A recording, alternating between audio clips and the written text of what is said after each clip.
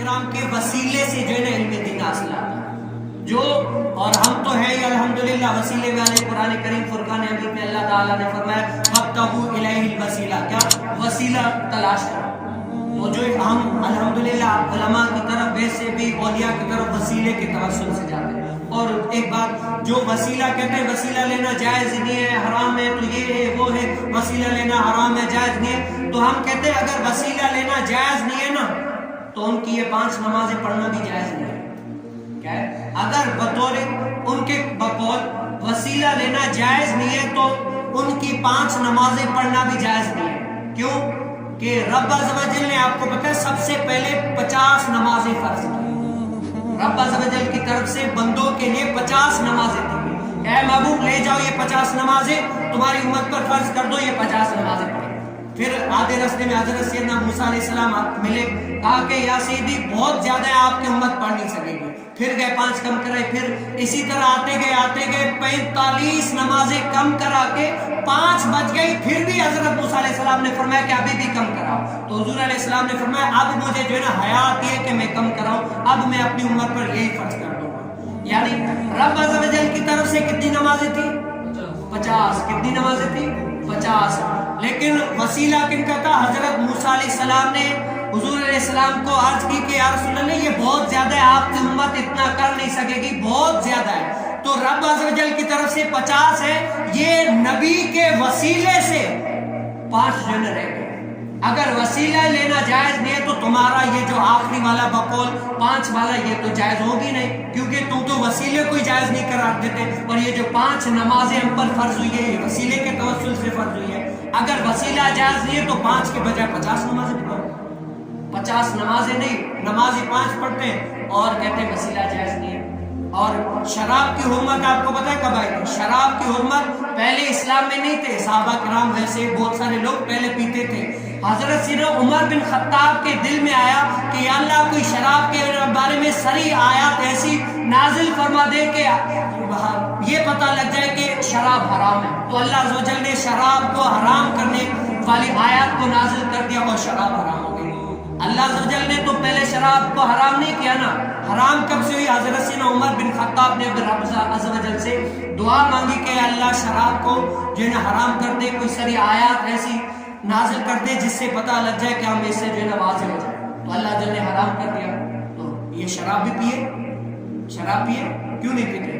یعنی یہ اب میں پچھلے جمعے میں بھی آپ کو بتا رہا تھا کہ جو کفار ہیں انہوں نے 2 جنگیں ہم سے لڑی ہیں، ایک جسمانی وہ میں گفتگو کر چکا، ریکارڈ میں سب کچھ ہے، ایک نظریاتی وہ بھی میں نے مفصل طور پر بتایا۔ لیکن اس کا جز یہ کہ کفار نے جو ہم سے جنگ کی نا آلات کے ذریعے، یہ موسیقی یہ وہ تو کی، لیکن کچھ ہماری روح میں داڑھی والے یہ وہ سب کچھ آ گئے۔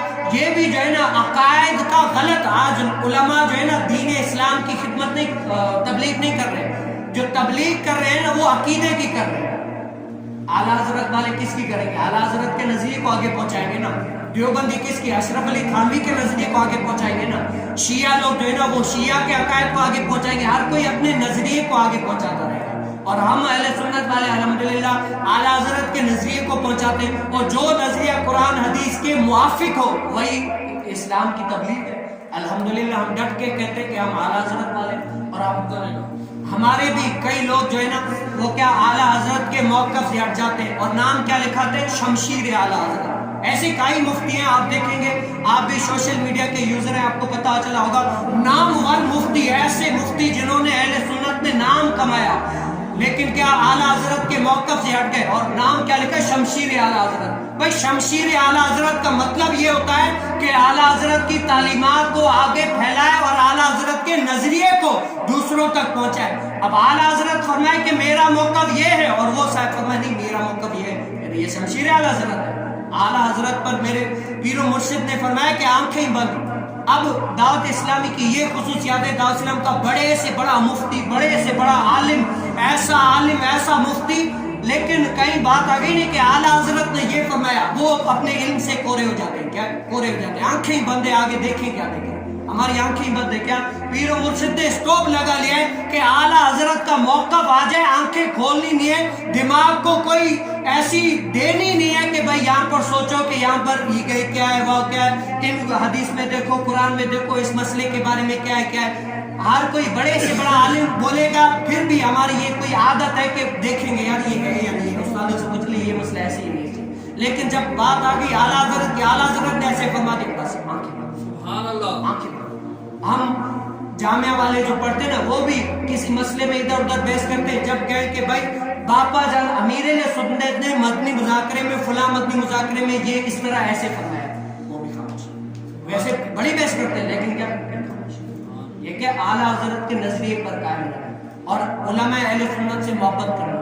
اللہ عز و جل سے دعا ہے کہ ہمیں علماء کے ورثے میں سے تھوڑا بہت، کہتے ہیں کہ علم دین کو تم سب کچھ دو گے نا پھر جا کر علم دین تمہیں تھوڑا کچھ دے گا، تھوڑا کچھ، اور علم دین حاصل کرنے کے لیے ہمارے استاد فرمایا کرتے تھے علت قلت ذلت سب کچھ آتی ہے، علتیں بھی آئے گی، بھوک بھی آئے گی، گھر کی پریشانیاں بھی آئے گی، استادوں کی ڈانٹ بھی آئے گی، سب کچھ، یہ تین چیزیں تو اپنے اوپر لازم کر لو، علت قلت ذلت آئیں گی، لیکن کیا جو ڈٹ کے مقابلہ کرے نا پھر علم دین کو سب کچھ دے دیا، تھوڑا بہت علم دین دے گا تو یہ پوری اس کو جو ہے نا لوگ چھا جائیں گے، کہیں گے واقعی یار اس نے علم دین سیکھا۔ اللہ عز و جل سے دعا ہے جو کچھ سنا ہے اپنی پاک بات میں قبول فرمائے، اور جب کچھ غلطیاں ہوتے ہیں اللہ عز و جل معاف